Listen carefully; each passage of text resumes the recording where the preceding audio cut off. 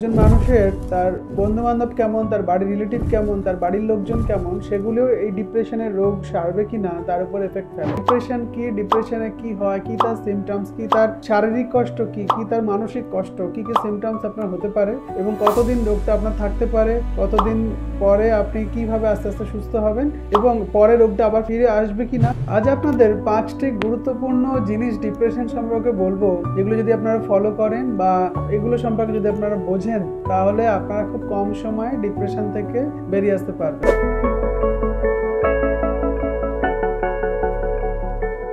হ্যাঁ, আজকে আলোচনা এই নিয়েই। হ্যালো এভরিওয়ান, আমি doctor S K. Zaman, consultant psychiatrist, Calcutta National Medical College. এই 5টি বিষয়ের প্রথম বিষয় হলো সাইকো এডুকেশন,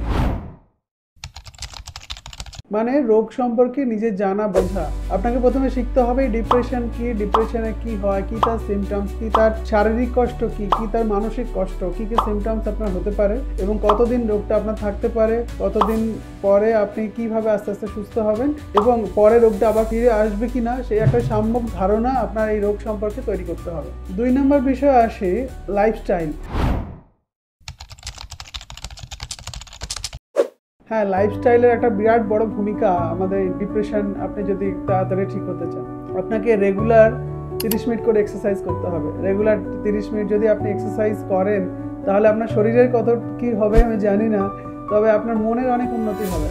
হ্যাঁ, এই রেগুলার 30 মিনিট এক্সারসাইজ বা 30 মিনিট করে যদি হাঁটেন, তাহলে ব্রেনের 4টি নিউরোট্রান্সমিটার ও হরমোন রিলিজ হয়। আমি শর্টে বলি DOSE. D for dopamine neurotransmitter, O for oxytocin hormone, S for serotonin neurotransmitter, E for epinephrine. হ্যাঁ, এই 4টি নিউরোট্রান্সমিটার আমরা যদি হাঁটা শুরু করি, তাহলে দেখা যায় 5-7 মিনিট হাঁটার পর থেকে রিলিজ হওয়া শুরু হয়। তার ফলে আমাদের অনেকটা হ্যাপি ফিলিংস হয়, আমাদের ডিপ্রেশন, অ্যাংজাইটি অনেকটাই কমে যায়। সেই সাথে আপনার অ্যাডিকুয়েট স্লিপ খুব গুরুত্বপূর্ণ। রেগুলার 7 থেকে 8 ঘন্টা ঘুম এবং স্বাস্থ্যকর ঘুম খুব গুরুত্বপূর্ণ। রেগুলার পুষ্টিকর খাবার খাওয়া খুব জরুরি। ভিটামিন ডি এর জন্য আমাদের একটু সানলাইট এক্সপোজার, সূর্যের আলো যেতে হবে। সেই সাথে কিছু সোশ্যাল অ্যাক্টিভিটিস মানে কিছু দান ধ্যান করতে পারেন বা কোনো এনজিওর সাথে আপনি যুক্ত হতে পারেন। দেখা গিয়েছে যে মানসিক শান্তিটা উপরওয়ালা, আমাদের সৃষ্টিকর্তা, এই মানুষকে দান ধ্যান করা, মানুষকে উপকার করার মধ্যেই রেখে দিয়েছেন। আপনি যদি আপনার শারীরিক প্রশান্তির কথা বা নিজের মনের প্রশান্তির কথা ভাবেন, তাহলে দেখবেন একসময় গিয়ে আপনি স্যাচুরেটেড হয়ে যাচ্ছেন। কত টাকা আপনি ইনকাম করে খুশি হবেন, কতই বা গাড়ি কিনবেন, কতই বাড়ি কিনবেন বা কত টাকাই বা ব্যাংক ব্যালেন্স বানাবেন, দেখবেন ওতে আপনি আসল শান্তি বা মানসিক শান্তি পাচ্ছেন না। যদি আপনি একটা মানুষকে উপকার করেন, একজন গরিব মানুষকে কিছু হেল্প করেন বা কিছু দান ধ্যান করেন, গোপনে করুন বা সবার সামনেই করুন, তাহলে দেখবেন দান করার সাথে সাথে আপনার মনের অনেকটা প্লেজার আপনি পাবেন এবং সেটার একটা লং টার্ম এফেক্ট আপনি পাবেন যে আমি কিছু একটা করলাম, এই মানসিকতাটা আপনার মধ্যে আসবে। সুতরাং দান ধ্যান করা বা সোশ্যাল অ্যাক্টিভিটির মধ্যেও আনন্দ পেয়েও আপনি ডিপ্রেশন থেকে বেরিয়ে আসতে পারবেন।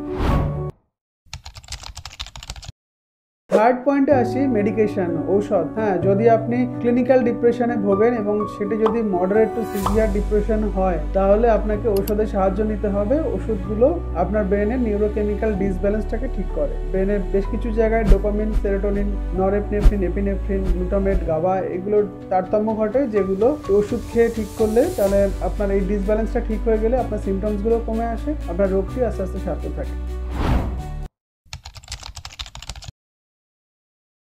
4th পয়েন্টে আসি থেরাপি। ওষুধ খাওয়ার সাথে সাথে বেশ কিছু সাইকোথেরাপি আছে যেগুলি সাইকোলজিস্টরা করেন।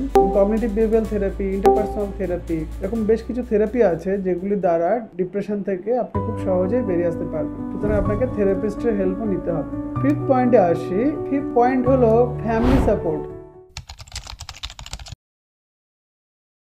হ্যাঁ, ফ্যামিলি সাপোর্টটি খুব গুরুত্বপূর্ণ। একজন মানুষের তার বন্ধু-বান্ধব কেমন, তার বাড়ির রিলেটিভ কেমন, তার বাড়ির লোকজন কেমন, সেগুলোও এই ডিপ্রেশনের রোগ সারবে কিনা তার উপর এফেক্ট ফেলে। যদি ফ্যামিলি সাপোর্ট খুব ভালো হয় বা বন্ধু-বান্ধব যদি খুব ভালো হয়, রিলেটিভরাও যদি খুব ভালো হয়, তার ফেভারেবল হয়, তাহলে দেখা যায় তার রোগটি খুব তাড়াতাড়ি সারে। পরিবর্তে যদি উল্টো হয়, বাড়ির লোক যদি রোগ সম্পর্কে ধারণা না থাকে বা তাকে যদি আরো ডিসকারেজ করতে থাকে, তাহলে দেখা যায় এই রোগ সারতে অনেক দেরি হয়। অন্য কোনো বায়োলজিক্যাল রোগ যদি হয়, যেমন কারো যদি ম্যালেরিয়া হয়, টিবি হয় বা টাইফয়েড হয়, সেগুলো কিন্তু এইসব পয়েন্টসগুলো দরকার হয় না, যে কার ফ্যামিলি সাপোর্ট কেমন বা তার বন্ধু বান্ধব কেমন, এগুলোই বা তার সোশ্যাল অ্যাক্টিভিটিসে ইচ্ছা আছে কি ইচ্ছা নেই, এগুলো ডিপেন্ড করে না রোগ সারার দিকে। কিন্তু ডিপ্রেশন ইজ এ মাল্টিফ্যাক্টোরিয়াল, এটা কমপ্লেক্স ডিসঅর্ডার। এখানে এই বিভিন্ন অ্যাপ্রোচের দ্বারা যদি আমরা ট্রিটমেন্ট করি তাহলে আমরা তাড়াতাড়ি সুস্থ হতে পারবো। সুতরাং উপরের 5টি পয়েন্ট যদি আমরা ভালোভাবে খেয়াল করি এবং আমাদের নিজের লাইফে আমরা কাজে লাগাই, তাহলে আমরা খুব সহজে ডিপ্রেশন থেকে বেরিয়ে আসতে পারবো